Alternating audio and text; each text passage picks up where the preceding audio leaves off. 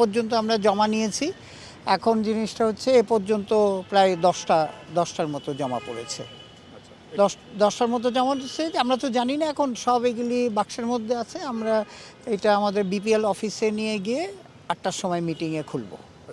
হ্যাঁ, না 5টা বা 7টা আমরা তো এখনও অফিস হচ্ছে ওয়ার্কিংয়ে। অনেকে টেলিফোন করেছে দেরি, তো সেই জন্য আমরা যেহেতু একদম 5টা 7টার বলা আছে যে ওয়ার্কিং টাইমের মধ্যে, তো ওয়ার্কিং টাইমের মধ্যেই আমাদের প্রসেস করতে আমরা 5টার সময় নিয়ে আবার প্রসেস করে মোস্ট অফ সবাই চলে এসেছিলো।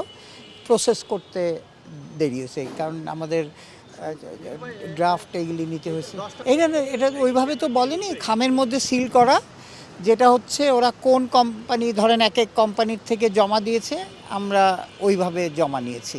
হচ্ছে যে আজকে খুলে আপনাকে রাত্রে জানিয়ে দিব যে কোন কোন কোম্পানি আমাদের, আমরা তো সবাই সামনে আমাদের অডিট, তারপরে আমাদের বিপিএল গভর্নিং কাউন্সিল এদের সামনে খোলার পরে আমরা তখন বুঝতে পারবো যে কোন কোম্পানি কে বিট করেছে। এইটা দিয়ে আপনাদের 8টার সময় জানিয়ে দেব। দেখা যাক, আমরা তো আমাদের একটা তো জানেনই যে আমরা টার্গেট করেছিলাম, আমাদের যে 1 মাসের সময় আছে 5টায় কমফোর্টেবল। যেহেতু দেখি এখন এটা ডিপেন্ড করছে যে আমাদের ভেরিফিকেশনের পরে, আমাদের তো জানেন একটা এইটা জমা দিলেই হবে না, এটার একটা ভেরিফিকেশন হবে, ফাইন্যান্সিয়াল ভেরিফিকেশন, তারপরে আকসু ভেরিফিকেশন, এসব সব কিছু নিয়ে। কারণ আমরা বলেছিলাম যে যারা এই কোম্পানিতে জড়িত, ম্যানেজমেন্টের যারা জড়িত, তাদের নাম সহকারে দিতে হবে। তো এইগুলি আমরা সব ক্ল্যারিফিকেশন নেওয়ার পরে বুঝতে পারবো যে কারা কোয়ালিফাই করে আমাদের ইয়েতে। তো সুতরাং আমরা কয়টা টিম দিব এটা হচ্ছে প্রায়োরিটি। আমরা পুশ করব না যে 6টাতেই করতে হবে, 7টাতেই করতে হবে বা 5টাতেই করবো। আমরা এইবার বিপিএলের আপনারা জানেন আমাদের মোটোটা হচ্ছে ফাইন্যান্সিয়ালি যাতে ক্ল্যারিটি থাকে, সব প্লেয়াররা পয়সা পায়, কোচরা পয়সা পায়, এটাই হচ্ছে প্রায়োরিটি নাম্বার 1। সো সেই হিসাবে আমরা ফাইন্যান্সিয়ালসটা খুব কড়াভাবে দেখব। ক্লিয়ার তো আমরা আমাদের দেখে তো ক্লিয়ার। এখন কথাটা হচ্ছে যে আপনারা যখন লাস্ট মোমেন্টে, আমরা হচ্ছে ওপেন, এটা তো আপনার টিমের এদের জিজ্ঞেস করতে হবে, আমাকে তো জিজ্ঞেস করে না। আমরা এতদিন সময় দিলাম, আপনি কালকেও 2টো টিম জমা দিয়ে গেছে, তো এখন হঠাৎ করে কেউ টেলিফোন করতেছে ট্রাফিকে এইসবে। তারপরেও আমরা যেহেতু নিয়মের মধ্যে থাকি, ওয়ার্কিং আওয়ার, ক্রিকেট বোর্ডের ওয়ার্কিং আওয়ার জানেনই তো, আমরা 7টা 8টা পর্যন্ত কাজ করি। সেই হিসাবে এখানে একদম ক্লিয়ার, এখানে কোনো রাগ ঢাকের নেই। সো আমরা 7টা পর্যন্ত আমরা অ্যাকসেপ্ট করেছি। আমার একটা কথা শুনেন, কে এটা তো জানি না কে কোথায় গিয়েছিল, কি গিয়েছিল। ভেরি সিম্পল একটা কথা, আমরা বলেছি যে আমাদের এই 2 কোটি টাকার সহকারে অ্যাপ্লিকেশন করতে হবে।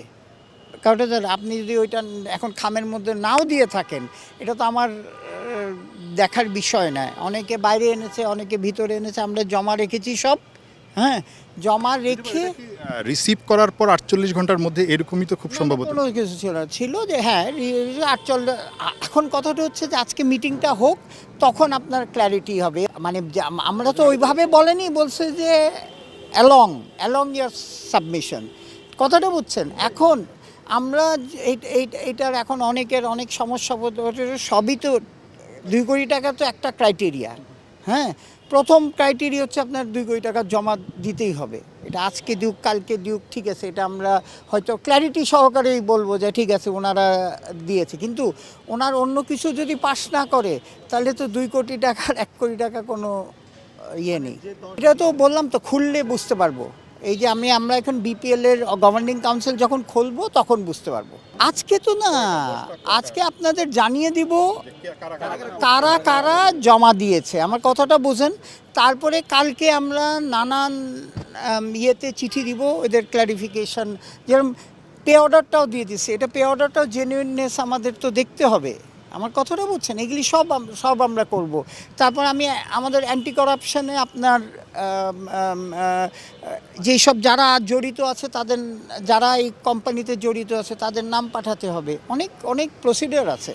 এটা 2 তারিখে আপনার ইনশাল্লাহ 2 তারিখের মধ্যে আমরা জানাই দিব। শোনেন, আমাদের যে ব্যাড এক্সপিরিয়েন্স ছিল আগে আমরা তো বলছি যে প্রথম প্রায়োরিটি নাম্বার হচ্ছে ক্ল্যারিটি, অ্যান্ড আমরা ফাইন্যান্সিয়ালি যে ডিফিকাল্টিটা ছিল লাস্ট ইয়ার, যে আপনি জানেন অনেক টিম প্লেয়ার পায়নি, বাসের টাকা পায়নি, এইসব যাতে আমার প্রায়োরিটি নাম্বার 1 হচ্ছে আমাদের প্রেসিডেন্ট সাহেব আর আমার হচ্ছে এটাই, যে আমরা আমাদের বোর্ডের যে লাস্ট ইয়ারের ওই রকম এম্বারেসিং সিচুয়েশনে আমরা যদি আর না পড়ি, তো সেটার জন্য আমরা প্রোটেকশন আমার নিতেই হবে।